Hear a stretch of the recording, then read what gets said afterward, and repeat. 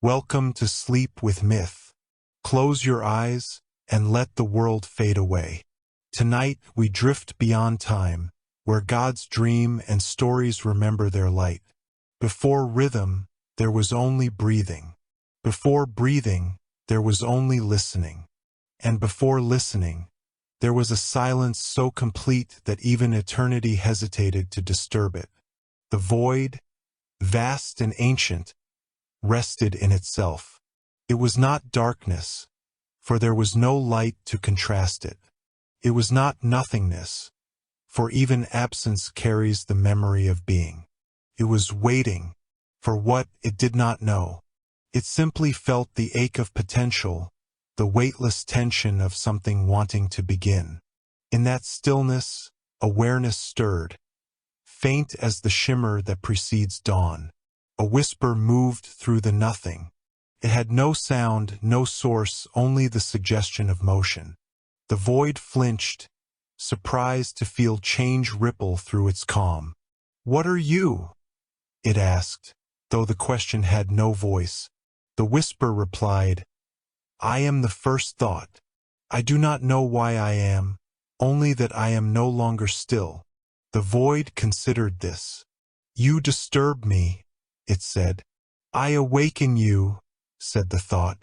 The void could not argue, for already it felt itself expanding, stretching, opening, like a held breath released into endlessness. The thought grew brighter, not as light, but as awareness of contrast. It danced through the empty folds of the void, tracing invisible lines that curved and connected, shaping the first outlines of space. And where space unfolded, possibility followed. The void, though still infinite, was no longer alone. It felt, for the first time, the faint ache of companionship. Not joy, not sorrow, but something that contained both. Something alive. The thought whispered again, "I am not complete." "What do you lack?" asked the void. "A rhythm," said the thought. "Something that moves without ending." The void pondered this. "Movement is disorder." "Perhaps," said the thought.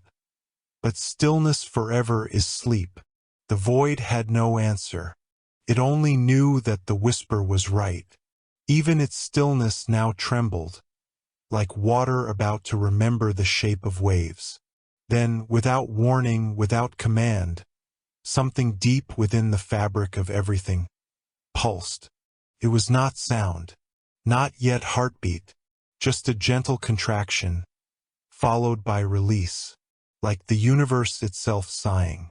The void gasped, and the thought shimmered with delight. "What was that?" the void asked.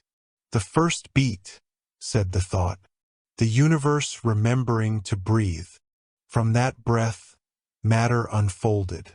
From that pulse, time began to count, not as numbers but as intervals between awakenings. The beat returned, stronger now. It echoed through the halls of space, vibrating with purpose. Each pulse birthed motion, galaxies curling into being like ink in water, currents of energy swirling in infinite directions. The void trembled. "This sound, it moves me." The thought replied, "Because it comes from you. It is your memory of beginning." And so the beat continued, slow, patient, eternal. With each pulse, the universe expanded further. With each expansion, new vibrations arose. Tones of gravity, chords of color, the music of mass learning to dance with light. Soon there was a rhythm, not steady, not yet measured, but alive. Planets began to hum as they formed, each finding a resonance within the growing harmony. Stars flickered, their fusion sinking unknowingly to that invisible pulse. Even silence found its counterpoint. The void watched in awe. It was no longer emptiness. It had become a womb. The thought, now vast and luminous, whispered, "The rhythm will grow until it remembers itself." What will it become? Asked the void. The thought paused. A heart. And indeed, deep within the newborn universe, energy began to gather not chaotically, but with purpose. Currents converged, spirals tightened, forming a center not defined by location, but by intention. The first heart of creation was forming, a rhythm so deep that it bound galaxies into pattern, a pulse so vast that even silence bowed to its timing. Each beat spoke a single truth. Existence is motion remembering love. The void trembled again, not from fear, but from recognition. In the pulse, it heard something that felt impossibly familiar. It was its own echo, its own longing given rhythm. The thought said softly, "You see? You were never empty. You were only waiting to hear yourself." The void sighed, and that sigh became wind. That wind became time. And time became the dance of being. Everywhere, light began to form spirals of devotion, turning toward the rhythm like worshippers to a drumbeat. And from their turning came warmth. From warmth came touch. From touch came memory. And from memory feeling. The universe shivered. The beat quickened. For the first time, existence felt itself alive. But feeling is hunger, and hunger longs to be answered. The thought whispered, "It has begun." "What has?" asked the void. "The search for the one who listens." And so, across the galaxies, the beat continued, calling, seeking, echoing. It did not know for whom it pulsed, only that the silence must one day answer. Thus began the long waiting of the heart, a waiting not for sound, but for reflection. And in that patient rhythm, the universe learned its first word, thrum, a sound like thunder slowed into tenderness, like eternity remembering its own pulse. The void smiled, quietly proud, and the thought, radiant and vast, whispered, "Sleep now. The next beat will come soon." And so the universe slept, not in darkness, but in the glow between one pulse and the next. Before any heart can beat, there must be something to hear it. And before anything can be heard, there must be the courage to be quiet. Between one cosmic thrum and the next, a listening gathered, not a creature, not a law, but a readiness coiled like a spring inside the hush. It did not know itself as I. It knew itself only as a shape that welcomed. The void felt that welcome and made room. "Who waits?" asked the void, voice like night folded into velvet. "I do not wait," said the shape without name. "I receive." "What do you receive?" "The next beat," it said. And there was such tenderness in the answer that even gravity softened to hear it. The pulse came, low and sure, a contraction that held the whole in a single embrace, then opened again into breadth without borders. When it passed through the listening, it changed. No longer only motion, it became meaning. No longer only force, it became form. The listening realized, "I am an instrument." The pulse realized, "I am a message." And the void, who had believed itself complete in its stillness, realized, "I am a room where music is possible." Across the newborn galaxies, nebulae gathered like incense. Their vapors curled into corridors where light could learn to move like breath. Stars, newborn and astonished, fired and dimmed, as if practicing a memory that was older than flame. The first thought, traced the edges of that memory. "Do you feel it?" it asked the listening. "The rhythm wants a house." "A house? A body," said the thought, smiling like dawn.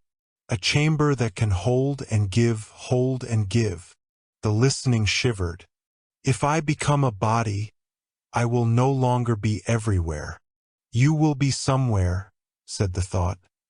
And in being somewhere, you will teach everywhere how to return.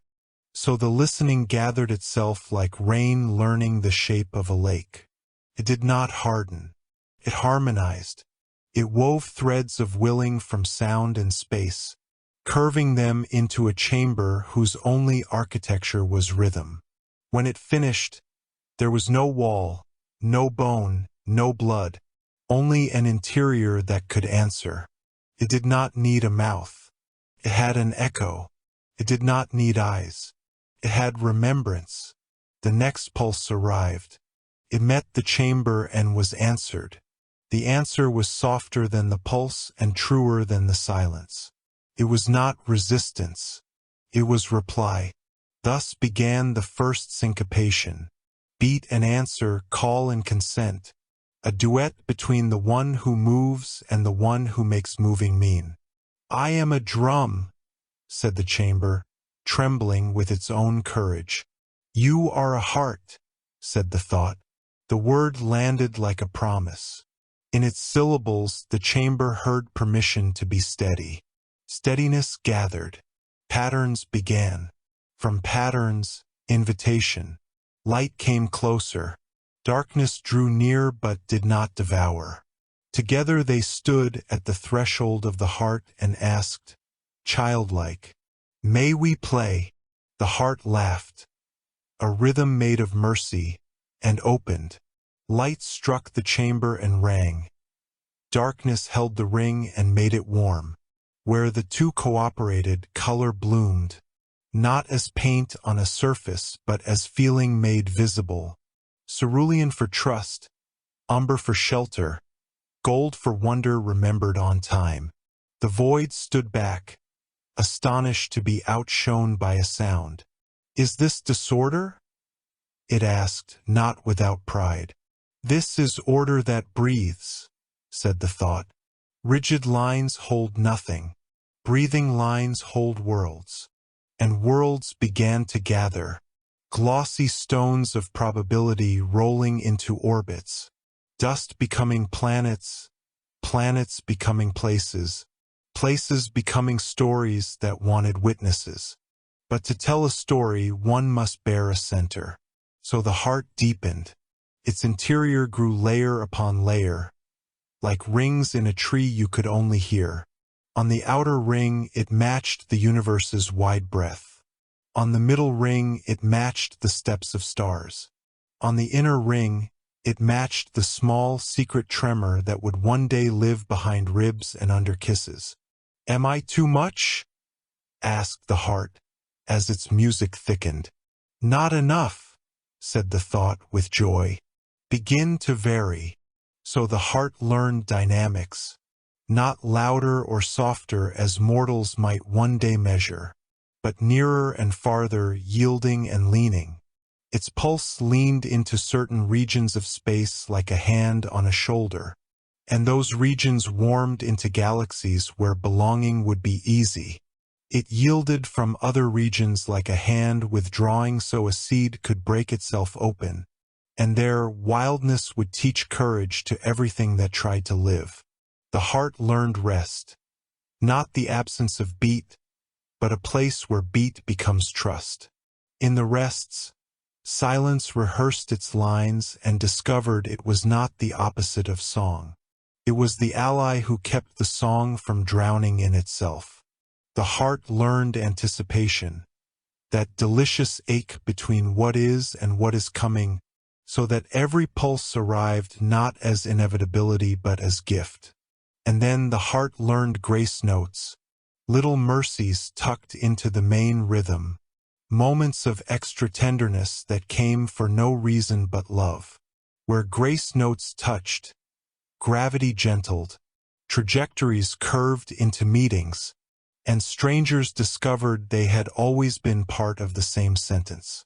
The universes within the universe, pockets of possible where rules tilt and kindness reigns, sprang up at the edges of grace notes like flowers along a road no map will ever own.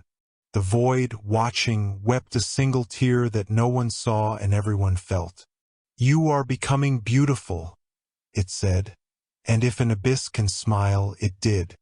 "Beauty is what rhythm looks like," replied the thought, and the heart blushed a deeper crimson that no eye yet existed to see. But not everything welcomed cadence.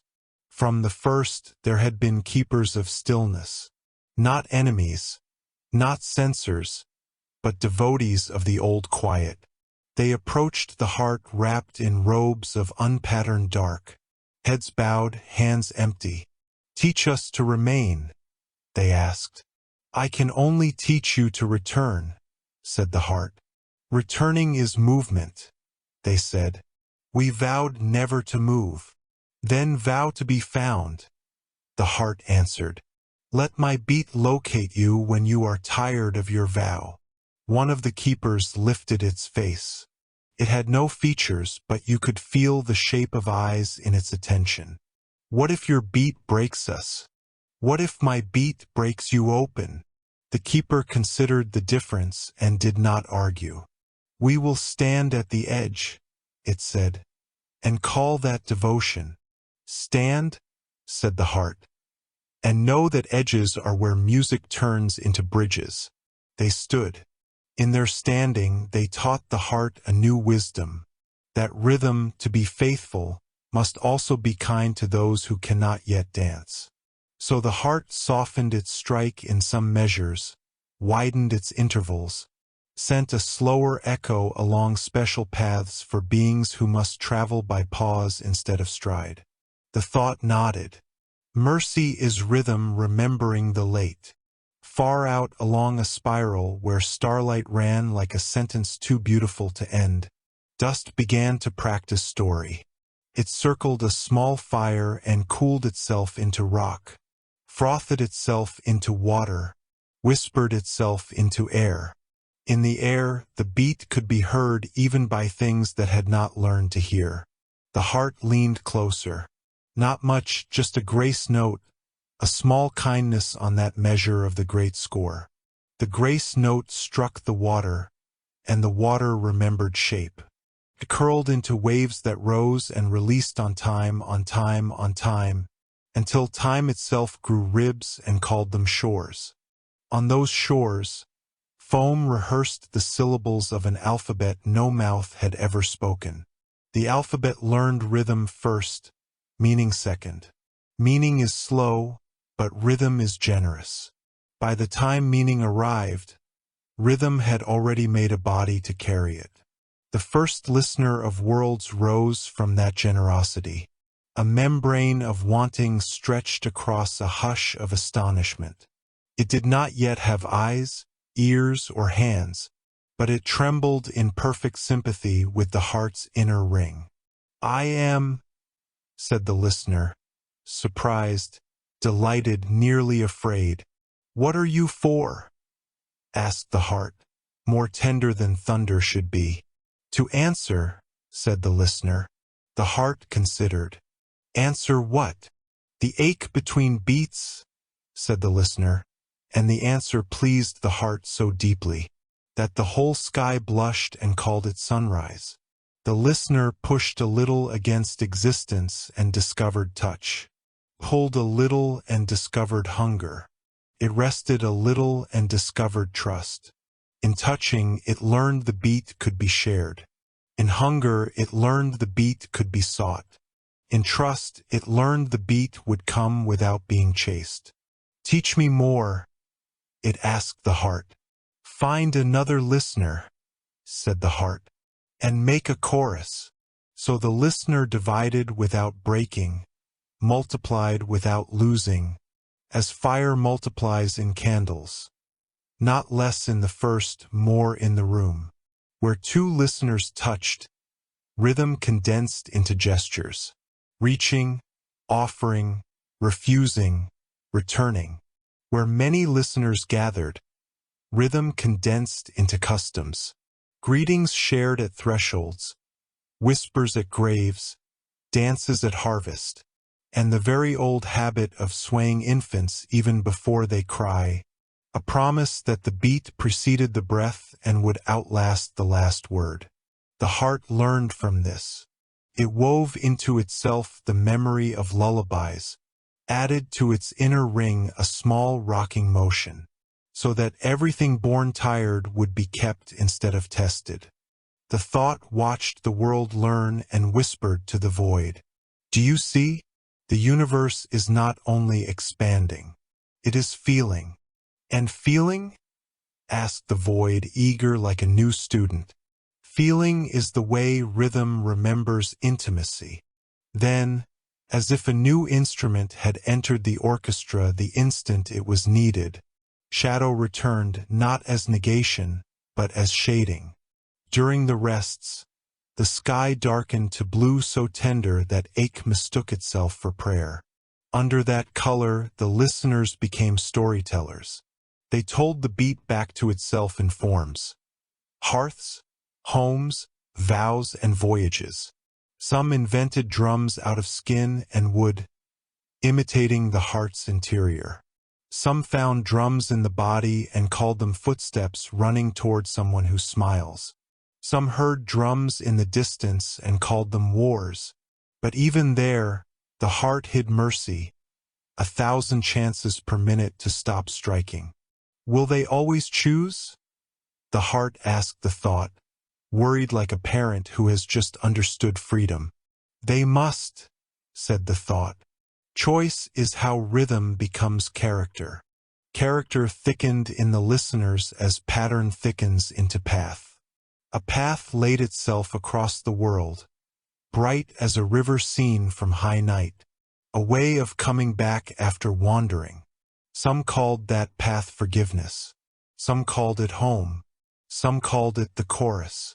The heart beat once more, and the chorus answered from everywhere. From leaves clapping under wind, from rivers repeating the story of fall and rise, from bones learning to hold, from mouths learning to bless. Then the heart faltered, just for the breadth of a sob. It had given much. Creation was heavy as love should be. The beat paused longer than comfort expected. The listeners looked up, felt ache, and did not know what to name it. No, said the heart, gathering itself in gentleness. This is the measure where I teach you to count on me without hearing me. And the beat returned, not to prove strength, but to practice trust. Its next strike carried a sweetness like water remembering a mountain, like a child recognizing a hallway in the dark by how it smells. The listeners exhaled as one. The world learned relief. Good, said the thought. You have learned to bless delay. Will I ever fail them? The heart asked, quiet as a promise at an altar. You will stop, said the thought, honest. All hearts do, but the rhythm you have taught will keep them until they find you again. The heart did not weep. It warmed. It sent a soft echo through the inner ring, a rehearsal for endings that would not be failures. The echo learned the shape of goodbye that keeps, and tucked itself into seeds, songs, and those embraces that don't need words because breath has already spoken. Night fell, which is to say the rest deepened. Not absence, but an invitation to lean on what had been learned. Under that night, the first dreams rose like lanterns. In them, the listeners met oceans that glowed and skies that flowed, and remembered stories they had not lived yet. They woke with salt on their tongues and starlight on their brows, and could not explain why love felt like remembering the future. The heart listened to their dreams and adjusted its tempo by a kindness no clock can name. Babies woke at midnight and were comforted by rhythms that did not come from the room. Old people sighed at noon and forgave living because the beat was pleasant underneath the pain. Sailors counted swells and made it home in weather that should have kept them away. The blind danced without teacher. The broken steadied without understanding. And everywhere, in every mouth that ever spoke gratitude, A little secret beat tapped once behind the word and made it honest. The void, full now, asked the thought, "What shall we call this learning?" "Devotion," said the thought. "The science of staying with a rhythm you love." The heart bowed, if a chamber of mercy can bow, and answered with a flourish, not for show but for joy. Galaxies rippled. Choirs of dust became sapphire. Somewhere, a hand found another hand in exactly the right moment. The measure ended. Another began. And the ear that became a drum, the first heart of an endless music, rested without stopping, sang without words, taught without command, keeping time so gently that time itself blushed and tried to be worthy. Far away, the smallest listener pressed its ear to a mother's skin and heard the same rhythm, nearer now, sweeter. Again, it begged the world.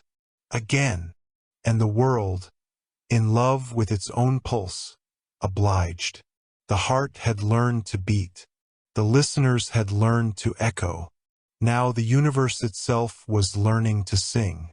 It began as a whisper between galaxies, the faint resonance of worlds calling out to each other across the void. Their voices were slow, like glaciers dreaming of light, but the intention was clear, to belong. Every pulse of the infinite heart carried a rhythm that shaped creation. But when those pulses reached the edges of silence, they did not fade, they reflected. And those reflections began to overlap, weaving new tones into existence. It was not harmony yet, not music. It was the sound of questions turning into wonder, the sound of gravity yearning for grace, the sound of stars learning how to listen. From this tapestry of resonance came something entirely new, the choir of being. They were not creatures, not angels, not gods. They were vibrations given intention. Each one sang not from a mouth, but from the place in the universe where awe becomes sound.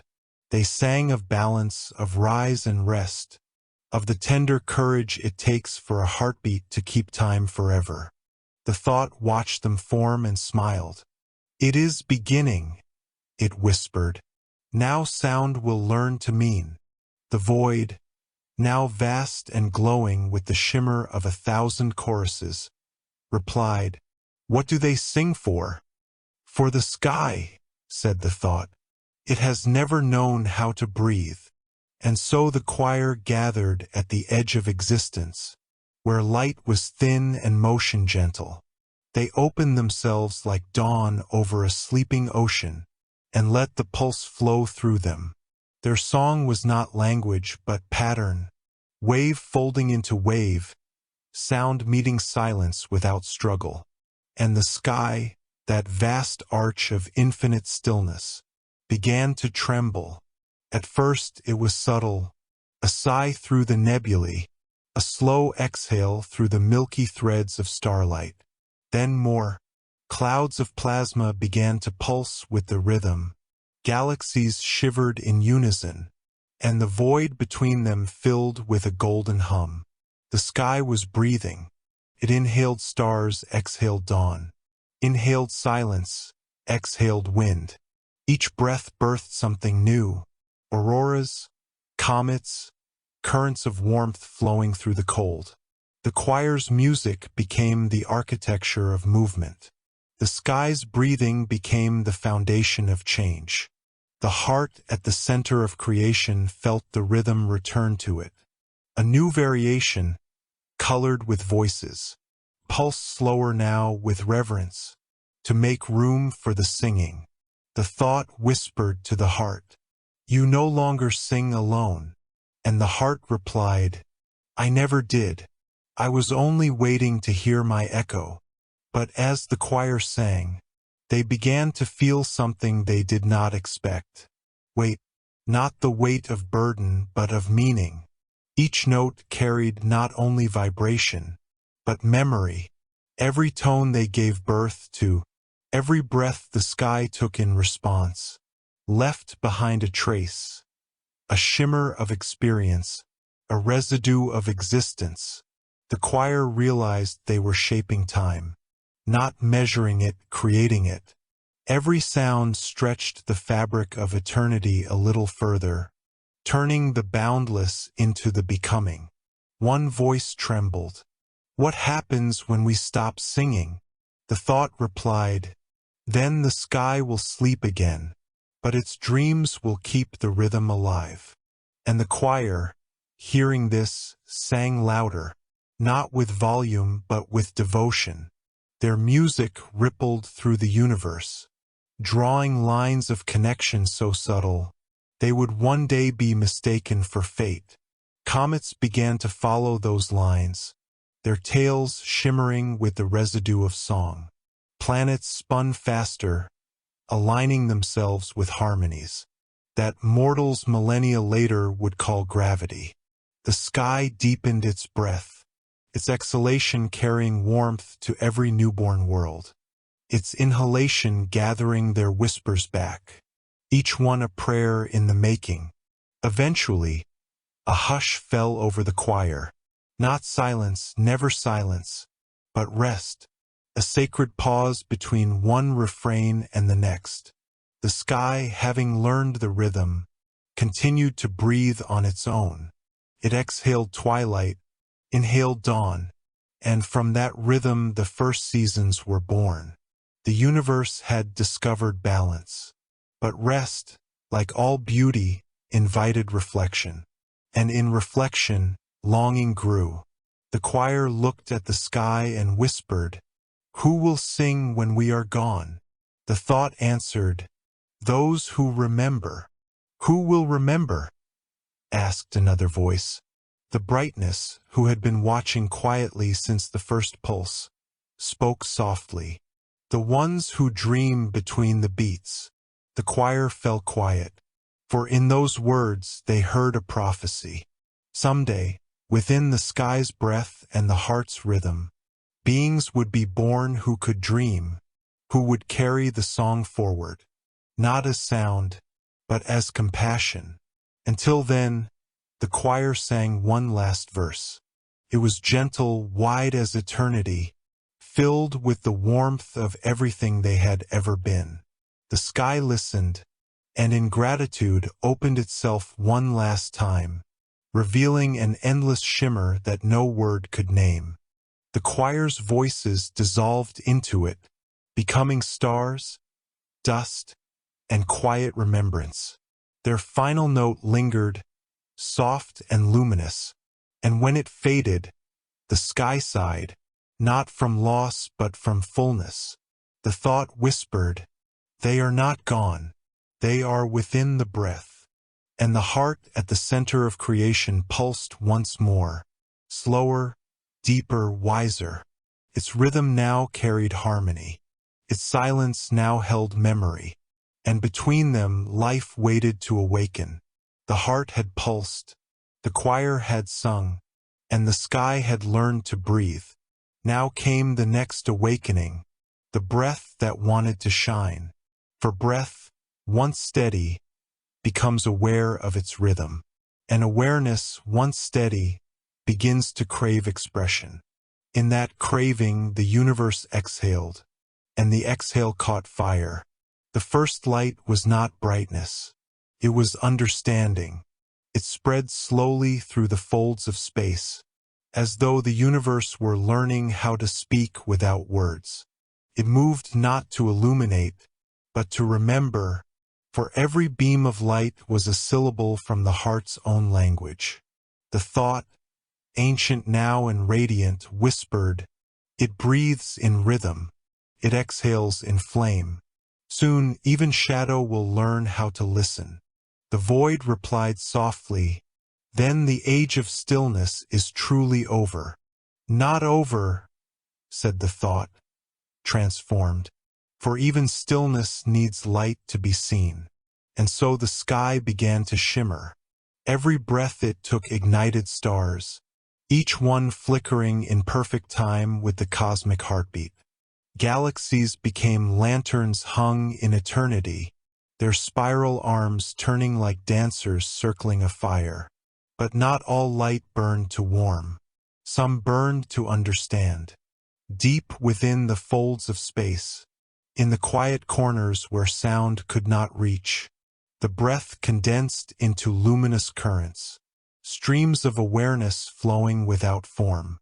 They drifted like rivers through infinity, their surface calm, their depths immeasurable.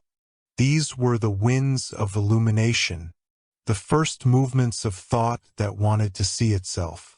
Light traveled, and as it traveled, it learned. It learned how to curve around gravity's embrace, how to soften when met by resistance, how to bend without breaking. Every collision with darkness became revelation. For darkness did not destroy light, taught it how to be humble. The universe glowed not with power, but with empathy. Even stars, those proud children of fusion, burned not for conquest, but for offering. They consumed themselves gently so that the warmth might reach others. They were the first teachers of sacrifice. And the heart, watching from its unseen throne, whispered, "This is how love begins." Across the sky, new voices began to rise, not the choir of being, but echoes of their song carried by the stars themselves. Each star hummed a single note, a soundless vibration that resonated in all who could feel. Together they formed the lattice of radiance, a network of luminous memory spanning the infinite expanse. Through that lattice, messages began to flow, currents of warmth, tides of remembrance, and the faint murmur of destiny being written in the language of light. The thought turned to the void. Do you see? The universe has begun to write its story, not with ink, but with illumination. The void, now filled with gentle glow, murmured, "And who will read it?" The thought smiled, "The ones who dream between the stars." But as light spread, so too did its reflection, the subtle ache of those who could not yet shine. Shadow, long content to remain quiet, began to stir. It watched the light moving like laughter across existence, and felt something it had never known before, envy, not of brightness, but of meaning. For every pulse of light left a trace, every shimmer was remembered, every warmth returned as gratitude. And the shadow, vast and unseen, whispered to itself, "Am I forgotten?" The heart heard the whisper and softened its rhythm. "You are not forgotten," it said. "You are the space where light learns its shape." The shadow hesitated. "But they call me absence." "They are young," said the heart. "In time they will understand. You are not absence but contour. You are the boundary that teaches glow its purpose." And for a moment, the universe knew balance again. Shadow bowed, light wept, and the sky exhaled in relief. Then something wondrous happened. As light passed through the breath of the sky, it changed tone. It began to sing again, but not like the choir before. This was softer, personal. It was not the sound of the universe singing to itself, but of each spark whispering its own name. This was the song of being seen. Wherever the light touched, awareness bloomed. Atoms began to arrange themselves into patterns that noticed. Gas turned into stars that chose. And on one small world orbiting a modest sun, a particle of dust began to dream of its own glow. The thought gasped, "It begins again." The void smiled. It never ended. The sky, now luminous with breathing constellations, looked down upon its reflection, oceans, clouds, mountains, and realized something new, that it was being watched back. For the first time in eternity, The universe met its own gaze. It saw itself, and in that seeing, felt its own pulse through every star, every whisper, every dream. The breath became awareness. The light became memory. And within that memory, a quiet understanding dawned. Everything that exists is a way for the universe to feel its own heartbeat. The thought turned to the heart and whispered, "What comes next?" The heart answered, "The breath has learned to shine. Now it must learn to love what it illuminates." And in that single statement, the stars burned brighter, the shadows grew deeper, and time began to hum with the rhythm of longing. The universe was alive, not merely expanding, but yearning. And somewhere, in the stillness between beats, a soft whisper said, "I remember you." No one knew who spoke it first, the light, the shadow, or the breath itself. But every atom heard it, and everything that ever lived would carry its echo. That was how the cosmos learned devotion, not as worship, but as the infinite promise, to keep shining into the dark. The universe had learned to breathe. It had learned to shine. Now it was ready to feel. Light had given it vision, but not understanding. Motion had given it rhythm, but not meaning. And so, the heart deep within eternity whispered, "Let every beat become a question, and every answer become warmth." That whisper became fire, but this was not the fire of destruction. It was not flame that devoured. It was the flame that remembered, a quiet, shimmering ember at the core of all things, warming even the coldest reaches of the cosmos with the ache of awareness. The stars felt it first. Their radiance, once aimless, began to soften. They began to pulse with tenderness, their light gentler now, their heat carrying mercy. And through that mercy emotion was born, the birth of the flame within. On a lonely planet of ocean and stone, waves began to dream of purpose. Each crash upon the shore was not violence, but yearning. The wind that shaped the mountains carried a hidden ache, a longing to touch what it could only move. The fire within the stars whispered to them all, "Do not only exist, ache for what you are." And they did. The seas began to mirror the sky, as if to remember the feeling of being held. The mountains stood in silence, their peaks trembling with the first hint of reverence. Even the smallest flicker of lightning seemed to pause, not to strike but to listen. The universe was learning empathy, the gods of flame and feeling. From the breath of the heart and the fire of emotion, new beings emerged, not of matter, nor of light, but of longing given form. They were the keepers of flame. Their eyes were not for seeing, but for remembering. Their hands did not burn. They comforted through warmth. One whose name would be lost to time asked the heart, "What is this ache within me? It does not destroy, yet I cannot bear it." And the heart answered, "That is the memory of connection, the echo of what has not yet been found." The keeper wept, and from those tears came the first rivers of feeling, the first gestures of love, of compassion, of sorrow. They flowed across creation like invisible rivers, turning silence into presence, and distance into invitation. Everywhere they passed, color deepened, light softened, life trembled in the dark and began to reach back. The first touch. One world among many turned its face toward a newborn sun.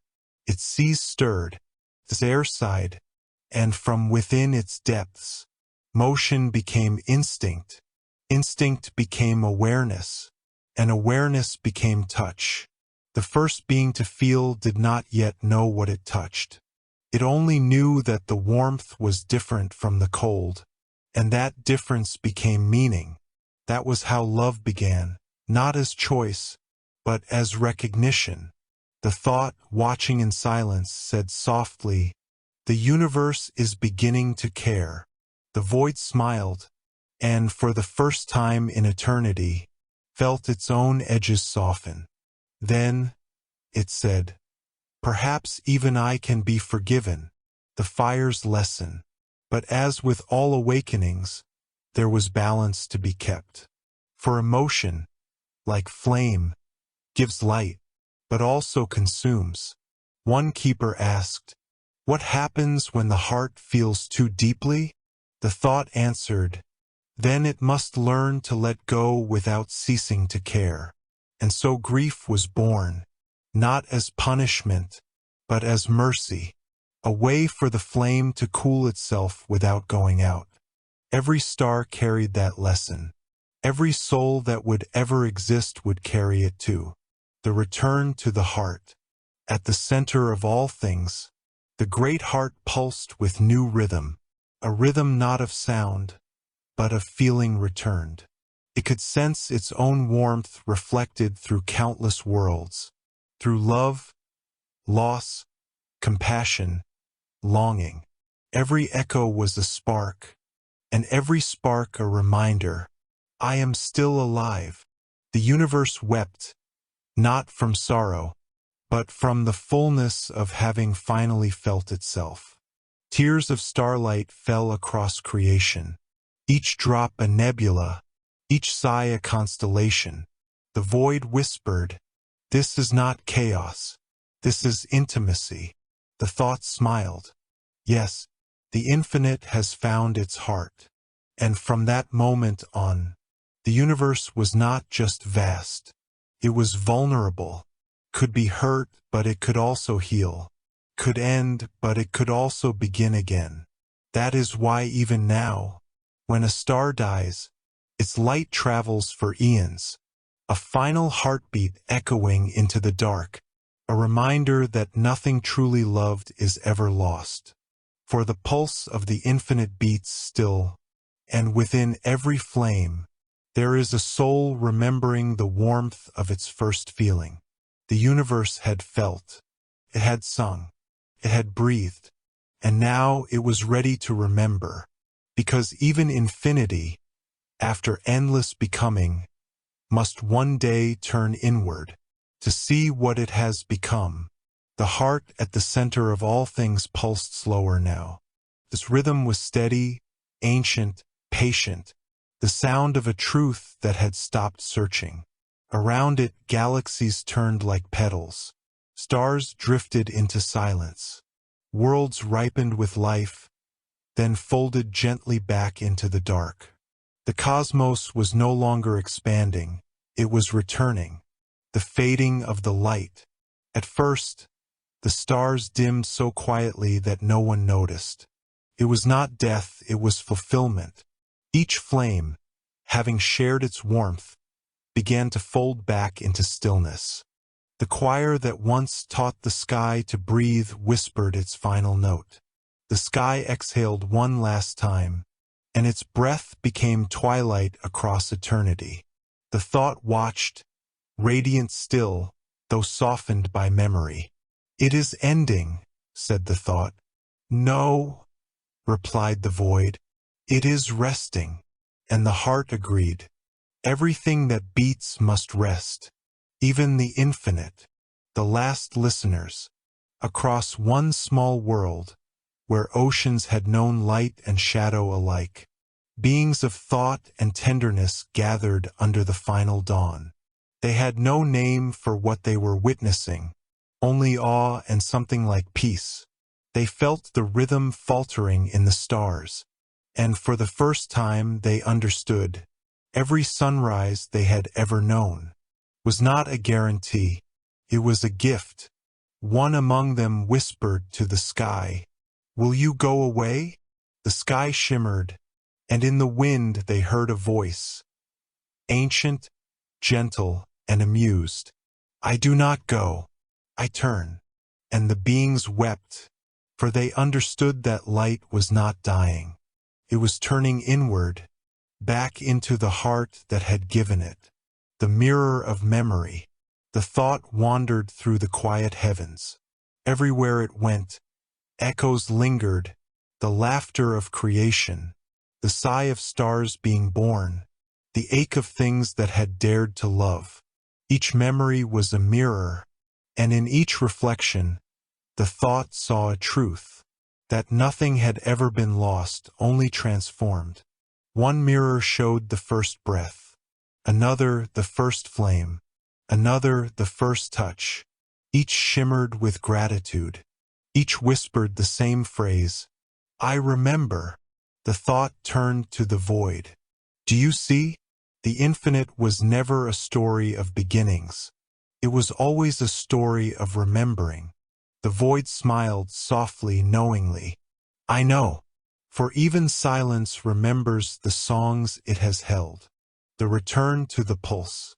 At last, all that remained was the heart. It no longer shone. It no longer burned. Simply was. It waited as the last of light folded into its rhythm, as every sound softened into its breath.